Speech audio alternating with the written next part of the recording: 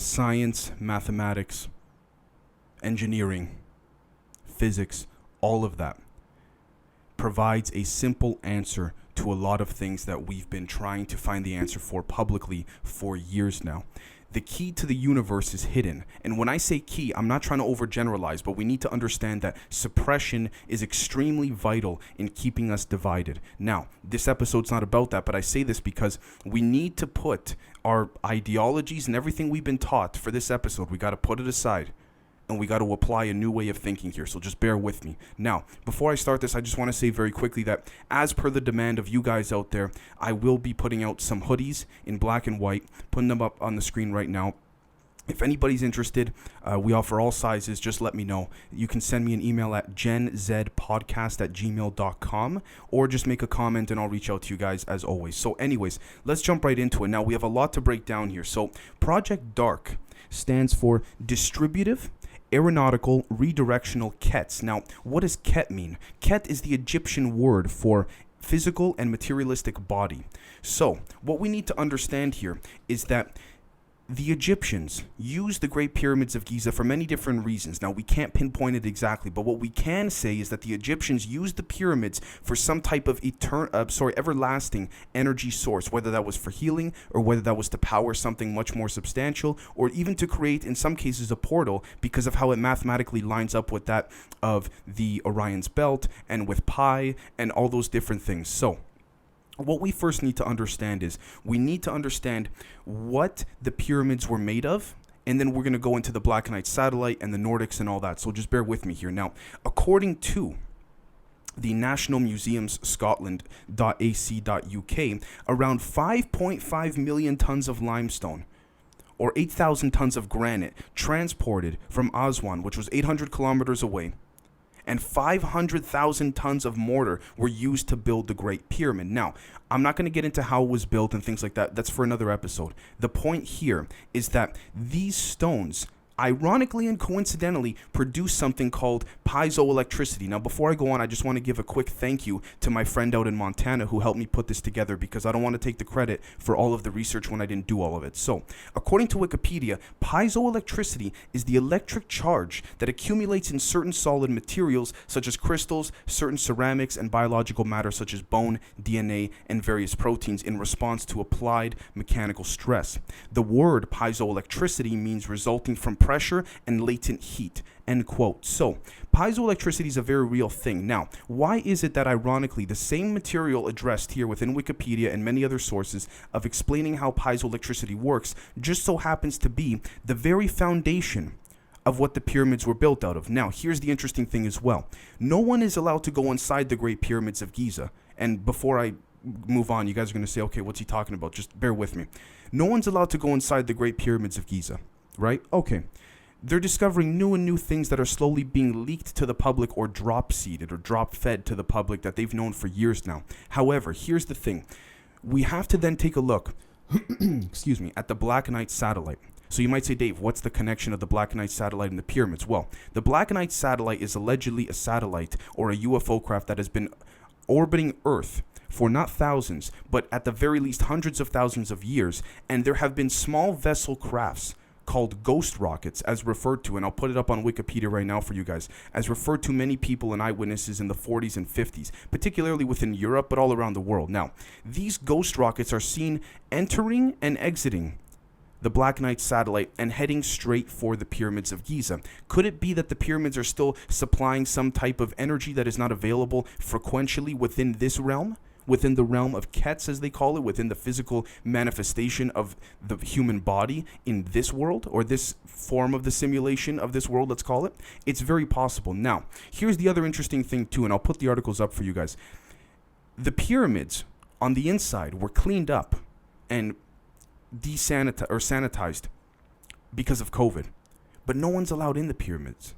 I mean, the odd person here and there that has VIP access who's an archaeologist or a scientist or a government worker, but it doesn't make any sense. If no one's allowed in it, why sanitize it? Fine. However, the people seen, or the people seen walking into the pyramid to sanitize it, were seen to be anywhere from 7 to 9 feet tall, and there were allegedly 3 of them. This is what's interesting. Now, according to Hermann Oberth, who was one of the gentlemen that was recruited from Nazi Germany to help bring man to the moon with Werner von Braun and that whole team there, he was the man who said that we cannot take credit for all of these scientific advancements, specifically in the field of aeronautics. He said we've been helped by people from other worlds. I'm putting the quote up now. He also said that these Nordics ghost rockets could literally destroy this planet within minutes if they wanted to. He said we have no control.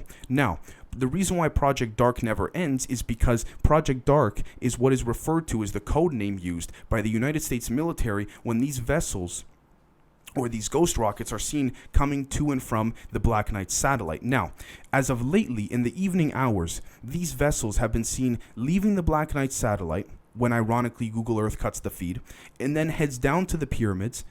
They kind of hover around and circle the pyramids. They don't go inside. They just kind of circle the pyramids, almost as if they're kind of harnessing some kind of energy, and then they head back up. This is what's been seen lately. Now, at the same time, I do want to say the Pyramid of Giza is not the only thing the ghost rockets have been seen heading towards. They've been seen heading towards many different things. However, the only other main location that the ghost rockets have been seen heading to frequently is a place out in, if we take a look over here, in Indian Springs, Nevada. Now, this website, tallwhites.earthexpeditions.co.uk, is an independent website that is dedicated to trying to explore and prove the existence of not just the Nordics, but their bases as well. Now, if you watched yesterday's episode, or the day before, I can't remember, what you'll find is that there's a consistency with a gentleman named Charles Hall, who has seen these ghost rockets coming to and from this particular area. Now, I'm going to give you guys the coordinates, and I'm going to put it up on the screen right now on Google Earth. Some have told me already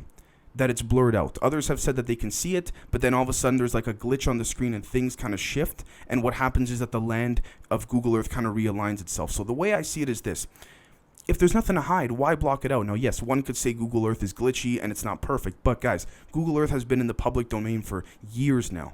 Years. You think they'd be able to fix these kind of little things, but again, I play devil's advocate because I digress and we need to look at all the angles here. However, according to this website, in early 2018, Google Maps offered a view of an area called Scoutcraft Parking 9846 TWAO, just north of Indian Springs, Nevada. It was labeled as an electrical store in an off-limits mountain range surrounded by dry lake beds, end quote. Okay, this is where it gets really interesting. So, TWAO. What does that stand for? It's seen on Google Earth, and I'll put the picture up again for you guys. It's seen on Google Earth. Tall, white area of operations. Pardon my English, they fucked up. They let it slip. What else could it stand for? I mean, think about it. A parking craft in the middle of nowhere? They let this one slip. Maybe it's not on Google Earth anymore, but I encourage you guys to check it out as quickly as you can. So, the next thing we then need to understand is this. We then need to understand what the Lee lines are. Now, I'm not going to jump into it too much because I got into it in yesterday's episode. However, the Lee lines not only cross over the Great Pyramids of Giza, as I mentioned, but they also happen to cross over this particular TWAO Scoutcraft parking area, where, by the way, there's this little base, and then there's this little compartment over there, and then there's nothing else around it, at least on the surface level. It has been rumored for years this is a base that the Nordics use. Now, we also have to understand that the Nordics are not one big nation, or they don't come from a planet that has countries or what have you. They're in much smaller factions. Some of the factions are democratic based in terms of the way they operate. Some of them are more top-down fascist based, as in whatever the leader says, you got to do, and that's it. So the Nordics do have agreements with humans, but they can also be deceptive. We have to understand that.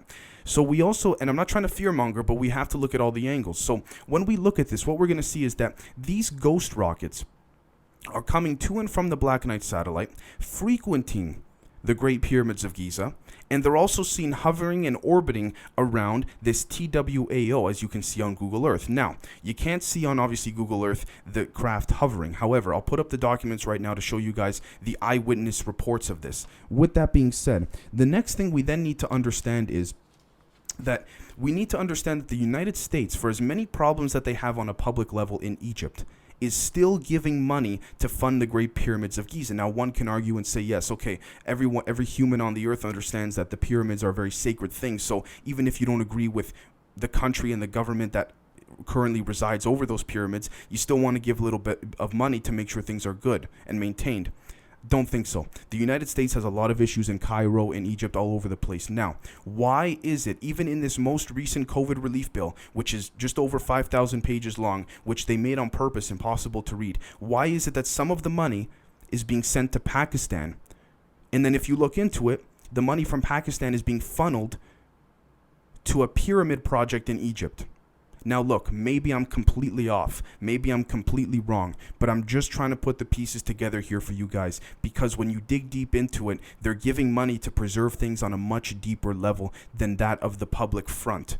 Okay, now, the next thing we need to understand is that we don't know exactly what the agenda is with the Black Knight satellite. Now, allegedly, humans have, according to Charles Hall, humans have tried to reverse engineer these ghost rockets, but apparently they're substantially more advanced than that of UFOs. They serve a much deeper purpose, and there's some sort of electrical harnessing, let's say, device.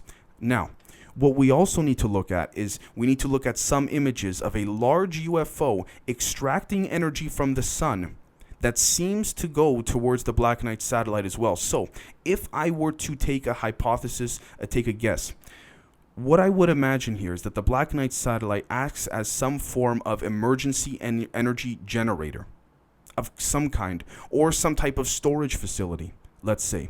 Because if the Nordics, even if they're deceitful, if some of them have been able to establish an agreement with humans here on Earth and have a base in the Indian Springs in Nevada, for example, why would these ghost rockets be needed? Well, of course, when you're visiting another planet, you always want to make sure you have a backup in case something happens to you. So this might be the case. So they may, in fact, these Nordics may, in fact, be relying on traditional style forms of harnessing energy so that they don't need to get it from humans in case of an emergency. And I know that sounds crazy, but just bear with me here. So this is what I meant at the very beginning when I said that if we understood how easy it is to harness power and energy, we could become self-reliant within a matter of maybe hours. And this is why the STEM community, the science, technology, engineering, and mathematics community, is constantly at odds with one another. A large chunk of scientists will say this, then another chunk will say that. And guess what? They're all getting funded by the same companies to argue and debate. Now, I'm not trying to discredit scientists doing great work on a public level, but at the same time, we have to understand that drop seeding, where I've spoken about this many times, I'm just going to mention it quickly again, where things from the very top levels of classification get leaked down and put into the public domain and the public market of things, and the Public Institute of Research for Physics, Biology, Science gets leaked and slowly pushed there and discovered as some type of coincidental finding. A perfect example of that would be when Bob Lazar back in the 1980s said there was an element called element 115 which did not exist on the human periodic table at the time. He was laughed at until about 4 or 5 years ago. I'll put the article up for you guys right now. Scientists in Germany, I believe it was, were able to discover for a very short period of time, I think it was something like a handful of milliseconds or a few seconds, that by merging certain particles, element 115 does in fact exist, and now it is on the periodic table of elements. So I want you guys to take a step back and observe this with hostility, because I'm not saying to believe this, I'm saying to consider it and to also look at the fact that these types of things are not coincidental. What we're seeing more and more of is that humans, along with these other races, have a very fluid operation going, whether it's the alleged base on the moon or the alleged base underground on Mars or the Black Knight satellite, because live feeds from NASA on the International Space Station live feed gets cut off all the time, coincidentally when objects are coming to and from different things, the Black Knight satellite just being one of many. All right, so I want you guys to let me know what you think. This is an extremely interesting topic. It's been said by Herman Oberth and all that it would be near to impossible with our knowledge as humans to be able to reverse engineer this type of technology, but he said at the time that they were trying. As to whether or not they've succeeded at this point, I'm not sure. However, what we need to understand as well is that when we look at piezoelectricity, when we look at the Black Knight satellite, when we look at these ships hovering around these small vessels hovering around the pyramids, and then we also look at the fact that extra tall humanoid-like beings that were covered up in biological suits went into the pyramids to desanitize the place, or to sanitize the place for COVID, pardon me, when no one's really allowed inside the pyramids, and they allege that they're discovering new things inside the pyramids almost every year. Why would you need to sanitize it? Why are these extra tall humans similar to the same humanoids or humans seen in Project Janet at the Just Another Non-Existent Terminal classified area that takes people to and from Area 51? Why are these same type of humanoids being seen? My best guess, the Nordics are probably the best relationship humans have in terms of an extraterrestrial species, and the proof is just coming out more and more and more. Now, again, can these ghost rockets be weaponized? Yes, but the way I see it, guys, is that, look, if they wanted to do something to us, they would have done it by now. Or maybe they're doing it slowly, or maybe they're trying to help in a peaceful manner. It's hard to say. But at the end of the day, the best thing I could do here is connect the dots for you guys. So thank you guys so much for watching, and we will catch you guys tomorrow. Take care.